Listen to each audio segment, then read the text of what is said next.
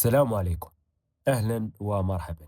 المرجو الاشتراك في القناة والضغط على زر لايك. الموعد والتوقيت لمباراة المنتخب المغربي ضد باراغواي.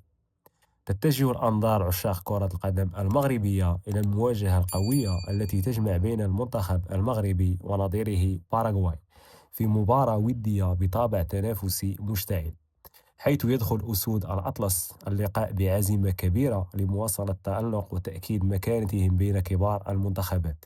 ومثلت مواجهة الإكوادور التي انتهت ب1-1 أول مباراة لمحمد وهبي مدربا للمغرب بعد رحيل وليد الركراكي.